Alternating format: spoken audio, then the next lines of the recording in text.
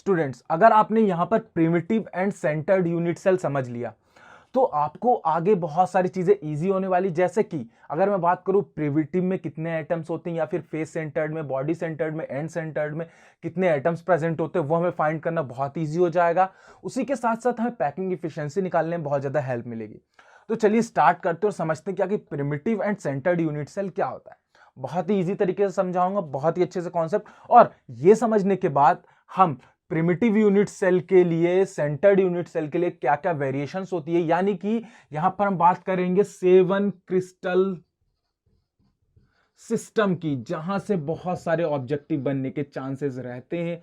इसलिए वीडियो को आप एंड तक देखना, बहुत ही क्लियर करके समझाऊंगा। और वीडियो अच्छा लगेगा तो वीडियो को लाइक, चैनल को सब्सक्राइब जरूर करना, क्योंकि सब्सक्राइब की बटन जो है ना येलो होगा, मतलब कि ग्रीन से क्या कहते हैं यार, रेड से ब्लैक कलर की होगी, तो उसको सब्सक्राइब कर देना। चलिए स्टार्ट करते हैं। अब देखिए primitive and centred unit cell क्या होता है, बहुत इजी तरीके से। सपोज मैं यहां पर एक क्या करता हूं कि इस तरीके से मैं यहां पर एक यूनिट सेल मैंने बनाया, ये हमारा क्या हो गया, यूनिट सेल।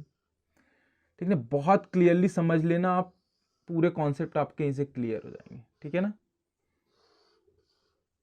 सपोज मैंने ये क्या किया कि एक यहां पे क्या बना दिया, मैंने यूनिट सेल बना दिया। अब देखिए प्रिमिटिव यूनिट सेल क्या होता है कि इसके कॉर्नर्स पे क्या होते हैं, एटम्स, मॉलिक्यूल, या फिर कह सकते हैं आयंस प्रेजेंट होते हैं। किस तरीके से, कॉर्नर्स पे, हर एक कॉर्नर्स पे एटम, मॉलिक्यूल, या फिर कह सकते हैं आयंस प्रेजेंट होते हैं। अभी जो एटम, मॉलिक्यूल्स, आयंस हैं, अभी ये दिख तो रहे हमें इस तरीके से, इस तरह से हमें दिख तो रहे हैं, लेकिन अब देखना इसका मतलब समझना कि ये जो यहां पर कॉर्नर्स पे, हर एक कॉर्नर्स पे आपको कितने दिख रहे हैं, यहां पर 1 2 3 4 5 6 7 8 एटम, मॉलिक्यूल्स, आयन है। ये पूरे 8 जब मिलते हैं तो एक यहां पर क्या बनता है, कंप्लीट एटम, मॉलिक्यूल, या फिर हम कह सकते हैं आयन। अब ये क्या चीज बता रहा हूं मैं, तो ये चीज आप समझना, क्योंकि हर एक कॉर्नर पे जो एक यहां पर एटम, मॉलिक्यूल आप देख रहे हैं वो 1/8 पार्ट में होता है। मतलब कि इसके पास कितना होगा, 1/8, इसके पास कितना होगा, 1/8, और सबके 1/8 1/8 जब हम मिला देंगे, अभी 1/8 को भी समझाता हूं, जब सबके 1/8 मिला देंगे तो कितना हो जाएगा, आप ही समझिए। इस तरीके से मैं लिख भी देता हूं, आपको क्लियरिटी मिल जाएगी। बहुत इजी कॉन्सेप्ट है, ये समझ गए तो आपको आगे इजी हो जाएगा। कितने 1 2 3 4 5 6 7 और 8, और जब हम इसको ऐड करेंगे पूरा तो क्या होगा, 8/8, और इसका मतलब ये आ जाएगा 1 एटम। ठीक है ना। ये मैं क्या चीज बता रहा हूं, आपको बताना चाहता हूं, और ये चीज समझ गए ना तो आप आगे एटम्स बहुत अच्छे से फाइंड कर लेंगे, किसमें कितने एटम प्रेजेंट होते हैं, पैकिंग एफिशिएंसी भी इजी निकाल लेंगे। देखिए यहां पे जो होता है, तो ये एक क्रिस्टल की बात कर रहे हैं, ऐसे ही किसी भी सब्सटेंस, या कह सकते हैं किसी भी क्रिस्टलाइन सॉलिड के पास ऐसे हजारों लाखों क्रिस्टल्स, यूनिट सेल होते हैं, मतलब यूनिट सेल होते हैं। उसमें क्या होता है, देखिए जैसे ये एक है, इसके ऊपर भी तो इस तरीके से एक यूनिट सेल होगा, इस तरीके से। देखिए थोड़ा डायग्राम गड़बड़ बन जाएगा तो थोड़ा एडजस्ट कर लेना आप लोग, इस तरीके से एक इस तरीके से होगा ऊपर, एक इसके साइड में होगा, मतलब मैं इस मॉलिक्यूल के लिए बना लेता हूं। ठीक है, एक इसके साइड में होगा इस तरीके से, है ना। गलत तो बन रहा होगा तो थोड़ा बहुत आप समझ लेना। ठीक है, एक इस तरीके से होगा, एक इसके नीचे भी होगा, जो कि मेनली ये कैसे बनेगा, थोड़ा सा मैं खुद कंफ्यूज हो रहा हूँ, क्योंकि इसका डायग्राम बनाने में ये पीछे से आया है, तो ये पीछे से, ये इससे कनेक्ट होगा, और ये इससे कनेक्ट होगा, और ये इससे कनेक्ट होगा। ठीक है, अब ये जो यहाँ पर एक ये एटम है, ये क्या हो रहा है कि अभी तक देखिए, जैसे इसका एक टुकड़ा इतना था, ठीक है, एक के पास, दूसरे के पास इतना था, तीसरे के पास इतना टुकड़ा था, चौथे के पास इतना टुकड़ा था। ये क्या हुआ, ये पूरा मिलके अभी इसने इतना बनाया है, लेकिन इसने इतना भी क्या बनाया है, आधा बनाया है। मतलब देखिए सर्कल की मैं बात करूं, पूरा एक सर्कल की बात करूं तो सर्कल पूरा इस तरीके से होता, लेकिन इसका आधा करते हैं तो देखिए एक सर्कल हमें उसको आधा करने पे हमें सामने से कैसा दिखेगा, ऐसा कटा हुआ। तो इसके आगे भी एक लेयर, ये सेम टू सेम एक लेयर इसके आगे भी होगी, तो जो इसको कवर करेगी, तो मतलब जो एक एटम है वो 8 क्रिस्टल, यानी कह सकते हैं 8 यूनिट सेल के कॉम्बिनेशन से, 8 यूनिट सेल के कॉम्बिनेशन से यहां का एक यूनिट सेल बनता है। और ये सभी के साथ होता है, हर एक प्रिमिटिव यूनिट सेल के कॉर्नर्स पे 8 तो प्रेजेंट होते हैं, लेकिन वो 8 भी क्या करते हैं, 8 यूनिट सेल के साथ शेयरिंग में होते हैं, और वही शेयरिंग के कारण है कि सबके पास एक एक पोर्शन होता है, 1/8 पार्ट 1/8 पार्ट, और जब ये पूरा इकट्ठा होता है तो ये एक एटम बनता है। इसीलिए कहा जाता है प्रिमिटिव यूनिट सेल में एक एटम होता है। प्रिमिटिव यूनिट सेल में एक एटम होता है, क्यों? क्योंकि देखिए इसका 1/8 पार्ट 1/8 और सबका 1/8 मिला के 8/8 और ये 1 एटम हो जाता है। ये तो काफी मैं आगे चला गया, वो आगे की वीडियो में ये चीज वापस से बताऊंगा, लेकिन आपको ये समझाना था कि आखिर हम प्रिमिटिव कहते हैं किसको। प्रिमिटिव हम उसको कहते हैं, और नोट्स की टेंशन मत लेना, वीडियो के एंड में स्क्रीन के ऊपर आपको नोट्स दिख जाएंगे।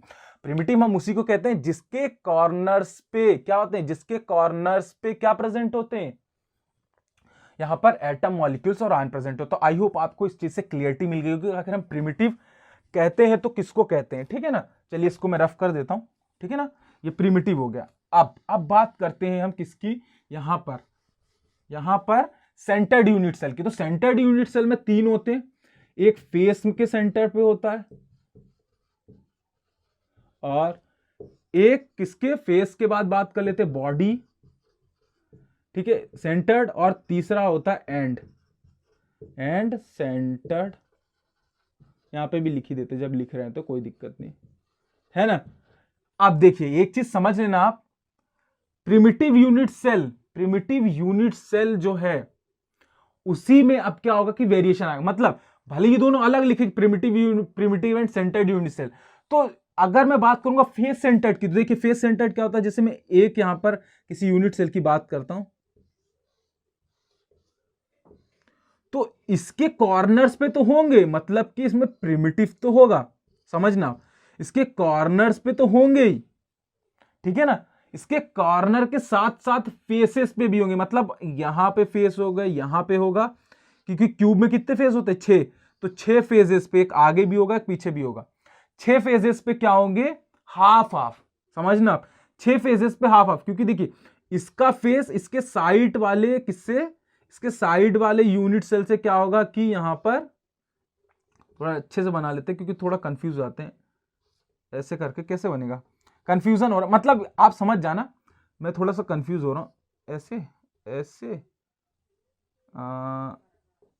हाँ ऐसे, ये देखिए ये बन गया, थोड़ा सा कंफ्यूज है, मतलब कि देखिए ये वाला जो यूनिट सेल है इस वाले यूनिट सेल के साथ क्या करेगा, फेस में आधा खुद रखेगा, आधा इसके साथ शेयर करेगा। मतलब कि मैं कह सकता हूं कि यहां पे एक और ये एक मिला के कितने हो जाएंगे, 2, सॉरी ये वाला एक और एक वाला ये एक मिला के कितना होगा, ये 1/2 प्लस 1/2 प्लस 1 इसका 2, ठीक है ना, और प्लस 1 इसके पीछे का और आगे का, मतलब कि ये टोटल कितने हो जाएंगे। अगर आप इसको सिंपल से देखा जाए तो ये क्या होगा 6/2, और ये कितना जाएगा 3, तो यहां पर 3 तो ये होते हैं, प्लस एक इसके जो कॉर्नर्स होते हैं जो कि प्रिमिटिव के पास है, 3 + 1 ये 4 हो जाएगा। मतलब कि फेस सेंटर्ड में कितने एटम्स प्रेजेंट होते हैं, 4। अभी कैसे होते हैं मैंने प्रूफ करके आपको बताया, सामने देख लीजिए। अब यहां पर ये चीज तो हमें नहीं समझनी थी, ये हम आगे वाली वीडियोस में मैं आपको बताता ही, लेकिन यहां पे भी मेरा यही समझाने का मोटिव था कि आप यहीं से चीजें अभी से आप समझना चालू कर दिए, आखिर ये पढ़ रहे हैं तो क्यों पढ़ रहे हैं। इतना हो गया, ये समझ में आ गया।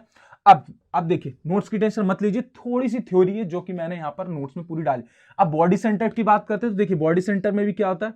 अब मैं यहां पर आपको एटम के लिए नहीं बताऊंगा, एटम के लिए मैं ऑलरेडी जो आपकी नेक्स्ट वीडियो है, आगे वाली वीडियोस है, वो डिस्क्रिप्शन में लिंक है, उसको जाकर आप देख सकते हैं आगे वाली वीडियोस को, वहां पर और अच्छे से कॉन्सेप्ट की क्लियरिटी होगी।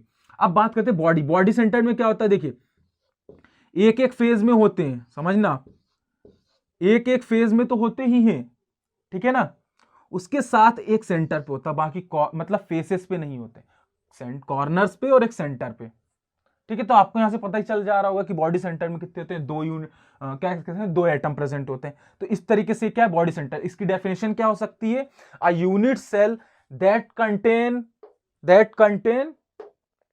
क्या कह सकते हैं, एटम मॉलिक्यूल, या फिर कह सकते हैं constituent particle at its corner and 1 in centre, ठीक है, then it is known as body centred unit cell. अब एंड सेंटर्ड की बात कर लेते हैं बहुत इजी तरीके से। देखिए नोट्स आपको मिल जाएंगे, समझना जरूरी है, मैंने इतने क्लियर समझा दिया कि आपसे कोई से भी पूछेगा ना आप बहुत जल्दी बता देंगे। अब एंड सेंटर की बात करते हो, देखिए एंड सेंटर में ये है कि इसके कॉर्नर पे तो प्रेजेंट होती है, बट इसके अपोजिट फेसेस पे, अगर एक यहां है तो एक यहां होगा, ठीक है ना, इतना ही प्रेजेंट होता है। मतलब कि अगर यहां हुआ ना तो यहां नहीं होगा, फिर यहां होगा। अगर यहां नहीं हुआ ना तो फिर एक आगे होगा एक पीछे होगा, मतलब समझ जाना, ये आगे वाली फेस पे हो जाएगा एक और एक पीछे वाली फेस पे। तो इस तरीके से एंड सेंटर्ड होता है। इसमें भी कितने प्रेजेंट होंगे, 2 एटम्स। तो इस तरीके से हम समझ सकते हैं बहुत अच्छी तरीके से फेस सेंटर्ड और बॉडी सेंटर और एंड सेंटर्ड जो क्रिस्टल सिस्टम है, या सॉरी कह सकते हैं यूनिट सेल है, सेंटर्ड यूनिट सेल है, वो इस तरीके से हम समझ सकते हैं। अब नोट्स आपको एंड में दिखेगा। नोट्स देखने से पहले हम यहां पर समझते हैं जो हमारे 7 क्रिस्टल सिस्टम है, जो कि मेनली प्रिमिटिव में के और सेंट्रल यूनिट सेल के वेरिएशन से बने हुए हैं, उनको हम समझते हैं क्रिस्टल सिस्टम। ये क्वेश्चन आपको पता होना चाहिए कि ये क्वेश्चन आता है, how many crystal system are there, तो आपको ये पता होना चाहिए कि 7 क्रिस्टल सिस्टम होते हैं। अब देखिए टाइम को ज्यादा वेस्ट नहीं करता हूं, मैं यहां पर पहले बना लेता हूं क्या टेबल इसकी, और उसको मैं आपको समझा दूंगा, ठीक है ना। तो चलिए मैंने ये बना लिया। देखिए बहुत ज्यादा टाइम लग जाता वीडियो में बनाता, तो इसलिए मैंने इसको पूरा बना लिया बहुत इजी तरीके से। देखिए आप ये मत सोच रहे हैं कि बुक में मिल जाएगा, बुक में मिलेगा तो, लेकिन जिस तरीके से मैंने इसको तैयार किया है हो सकता है ये आपको ये मिल पाए। और ये जो ये साइड में एग्जाम्पल दिख रहे हैं, ये एग्जाम्पल आप बुक में देख सकते हैं। पहले ये समझ लेना, ये देखिए बुक में अगर आप एग्जाम्पल देखेंगे एनसीईआरटी की, थोड़ा ऊपर नीचे हो सकता है, उसकी आप दिक्कत हो जाएगी, आपको परेशानी हो जाएगी, ठीक है ना। उससे पहले मैं आपको बताना चाहता हूं कि देखिए मैंने इसको किस तरीके से फ्रेम किया। अगर आपको ये पता है तो क्रिस्टल सिस्टम पता है, क्यूट आर मदर, ठीक है, मतलब कि देखिए क्यूट आर मदर मतलब क्यूट अवर मदर, ये एक इसका शॉर्ट ट्रिक है। देखिए क्यूट मतलब क्यूबिक, टी मतलब tetrahedral sorry tetragonal, O U R मतलब ऑर्थो, समझना, और एम मतलब मोनोक्लिनिक, टी मतलब ट्राइक्लिनिक, एच मतलब हेक्सा, और आर मतलब रोम्बोहेड्रल। मतलब कि जो 7 क्रिस्टल सिस्टम है, ये जो 7 क्रिस्टल सिस्टम है, इसको हम क्यूट अवर मदर से लर्न कर सकते हैं। अब देखिए आपकी बुक में ऊपर नीचे दिया गया, आपकी बुक में एक सिस्टमैटिक तरीके से दिया, लेकिन मैंने इसको ऊपर नीचे किया है ताकि मैं इसको इस फॉर्म में जमा सकूं। क्यूट अवर मदर यानी कि cubic tetragonal, orthorhombic, monoclinic, triclinic, hexagonal और रोम्बोहेड्रल और ट्राइगोनल। ये जो है ये 7 को मैंने इस तरीके से डिजाइन किया, इससे आप कर सकते हैं। अब देखिए इससे हमें फर्क क्या पड़ा, इससे बनाने में हमें ये फर्क पड़ा, इससे बनाने में हमारा ये फायदा हुआ कि हमें यहां पर जो हमारे एक्सियल एंगल है और एक्सियल डिस्टेंस है, इसमें फायदा हुआ बहुत ज्यादा। देखिए नाम तो हम उस तरीके से रखते तब भी वहां कोई शॉर्ट ट्रिक बना सकते थे, बट हम एंगल में फंस जाते क्योंकि यहां से ऑब्जेक्टिव आते ही आते हैं, या तो एग्जांपल पूछेगा, एंगल पूछेगा, डिस्टेंस पूछेगा, या फिर उसकी पॉसिबल वेरिएशंस पूछेगा। अब एक चीज आपको पता होनी चाहिए कि कोई सा भी क्रिस्टल सिस्टम उसमें प्रिमिटिव तो होगा ही, प्रिमिटिव आपको सही सभी में मिलेगा, बाकी इनके साथ वेरिएशन है। क्यूबिक जो है वो बॉडी सेंटर्ड है और फेस सेंटर्ड है, टेट्रागोनल क्या है बॉडी सेंटर्ड, ऑर्थोरोम्बिक क्या है body centre, face centre, and centre, और मोनोक्लिनिक जो है वो एंड सेंटर्ड है। बाकी ये तीनों प्रिमिटिव है। प्रिमिटिव तो सारे ही होंगे बट थोड़ी सी वेरिएशंस होती है। चलिए ये दोनों चीजें तो हम कर लेंगे, लेकिन हमें कहां सबसे ज्यादा दिक्कत आती है, इन दोनों में। और इन्हीं दोनों को सॉल्व करने के लिए ये वाली जो मैंने ट्रिक लगाई क्यूट अवर मदर, यानी कि इससे हम crystal system cute our mother से ही हम इसको बस इतना लिख लेना, हम तो हम सारे क्रिस्टल सिस्टम को लिख सकते हैं। हमने ये लिखा, उसके बाद हम ये लिख लेंगे, और ये लिखने के बाद सब में प्रिमिटिव तो आएगा, हमें बस ये 4 का लिखना है। और इस चीज से अपने माइंड में ध्यान रख के भी आप क्या कर सकते हैं, कॉल कर सकते हैं एग्जाम के टाइम में। देखिए अब यहां पर देखिए एंगल पे देखिए, एक्सियल डिस्टेंस पहले देखते हैं। एक्सियल डिस्टेंस में पहले में क्या है, A is equals to B is equals to C, मतलब कि यहां पर जो एक पर्टिकुलर, तो जो इस तरीके का क्रिस्टल सिस्टम बताया मैंने, और मैंने आपको बताया था एक यूनिट सेल में 6 पैरामीटर्स होते हैं, इसकी प्रीवियस वीडियो में बताता, वो 6 पैरामीटर्स में एबीसी जो है वो क्या होती है, इस तरीके की distance, X axis, Y axis और जेड एक्सिस। तो X axis, Y axis, Z axis मतलब जो यहां पर इस कॉर्नर से एक यहां पर क्या होता है यूनिट सेल होता है, उसकी ऊपर इधर और इधर की जो डिस्टेंस है उसकी बात हो रही है, ठीक है ना। ये इससे कंफ्यूज मत होना, ए मतलब एक्स, वाई, जेड, ये तीनों एक्सिस की कह सकते हैं। अब ये जो है हमारा यहाँ पे तीनों बराबर होते हैं, मतलब कि एक्सियल डिस्टेंस बराबर होती है। इसमें क्या होता है, किसको टेट्रागोनल में एक बराबर नहीं होती है, मतलब कि ये दोनों तो सेम होती है, मतलब ये दोनों की डिस्टेंस बराबर, इसकी अलग होती है। सपोज इसकी 5 है, इसकी 5 है तो इसकी 10 होती है। इसमें क्या होता है, तीनों की अलग अलग होती है, इसमें भी तीनों की अलग अलग होती है, तीनों की अलग अलग होती है। नीचे वाले में क्या होती है, किसमें, हेक्सागोनल में आखिरी वाले की अलग होती है, इन दोनों की सेम होती है, और इनमें तीनों की डिस्टेंस सेम होती है। इसको मुझे इस तरीके से फ्रेम करने का ये फायदा हुआ कि मेरे माइंड में ये आ गया कि जो शुरू का पहला और आखिरी है, मतलब शुरू का पहला और आखिरी जो है वो दोनों में डिस्टेंस बराबर होती, मतलब कि मैं माइंड में ये कॉल करा सकता हूं कि क्यूबिक और रोम्बोहेड्रल में जो है वो डिस्टेंस जो है एक्सियल डिस्टेंस सेम होती है तीनों की। ये चीज से आप ऑब्जेक्टिव कर सकते हैं। दूसरी चीज हमारे माइंड में ये क्लिक होता है कि पहला और दूसरा इक्वल था, और सॉरी पहला और आखिरी इक्वल था, और दूसरा और जो छठवा है उसका जो आखिरी का है मतलब बी और सी नॉट इक्वल है, बाकी ए भी इक्वल है। इससे हम रख सकते हैं दिमाग में कि टेट्रागोनल और हेक्सागोनल में ये चीजें। बाकी जो बीच के तीनों, इनमें तीनों डिस्टेंस अलग अलग होती है, उससे हम ये रिकॉल कर सकते हैं बहुत अच्छे से। और वही चीज एक्सियल एंगल के साथ है। देखिए पहला और आखिरी, सॉरी एक्सियल एंगल में थोड़ा सा डिफरेंस है। जो पहला है वो क्या है, तीनों एंगल बराबर है, यहां पे भी तीनों एंगल बराबर है, यहां पर भी तीनों एंगल बराबर है। कौन से तीनों एंगल, अल्फा बीटा गामा। हमारे एक यूनिट सेल के कितने पैरामीटर्स होते हैं, 6 पैरामीटर्स होते हैं, उसमें से एबीसी जो है डिस्टेंस, और x sorry alpha beta gamma क्या होता है कि जैसे मैं आप बता देता हूं, यहां पर मैं आपको बता देता हूं इस तरीके से, जैसे मेरा कोई यूनिट सेल है और अल्फा बीटा गामा क्या कहलाता है, ये जैसे कि ये वाली लाइन क्या है ए और ऊपर वाली गई है बी, तो इनके बीच का जो डिस्टेंस होगा वो अल्फा कहलाएगा। समझ गए आप। और जो यहां पर लाइन सी होगी, समझना आप, अभी इस तरीके से मैं आपको समझा रहा हूं, सी होती है तो इनके बीच का डिस्टेंस कितना बीटा, इनके बीच का गामा। तो इन्हीं डिस्टेंस की मैं सॉरी इन्हीं एंगल्स की बात कर रहा हूं जो इन डिस्टेंस के बीच में होते हैं। तो इस तरीके से ये है, इस तरीके से मैंने इसको फ्रेम कर दिया। मुझे नहीं लगता कि कोई ज्यादा चीज समझाने की जरूरत है, क्योंकि ये बेसिक सी चीजें हैं।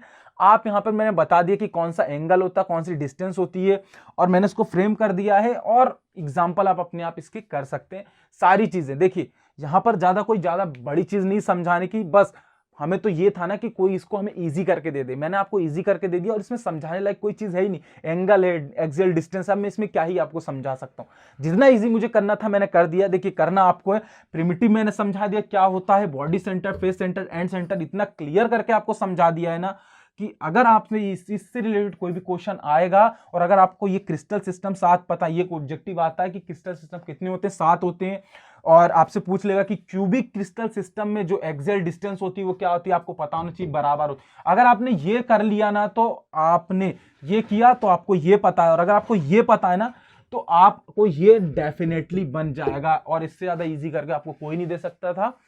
आई होप आपको यहां समझ में आया होगा। वीडियो को लाइक, चैनल को सब्सक्राइब कर देना। मिलते हैं ऐसी एक नेक्स्ट कॉन्सेप्ट के साथ। Make easy learn easy.